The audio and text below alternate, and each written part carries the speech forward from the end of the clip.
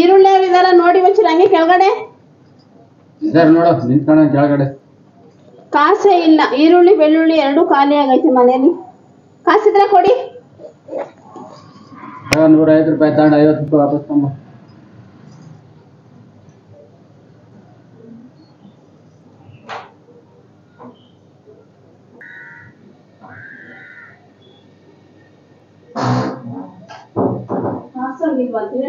ಕೊಡ್ತಾನ ಯಾಕೆ ಇರ್ಲಿಲ್ವಾ?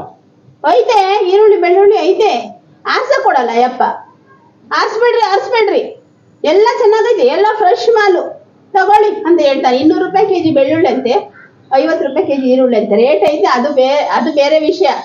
ತಗೊಳ್ತೀವಿ, ಎಷ್ಟು ರೇಟ್ ಆದ್ರೂ ತಿನ್ಲೇಬೇಕಲ್ಲ. ಇನ್ನೇನು ಹಂಗೆ ಉಪವಾಸ ಇರೋಕ್ಕಾಗುತ್ತಾ? ಆರ್ಸ್ಬಾರ್ದಂತ ಅಪ್ಪನ್ಗೆ.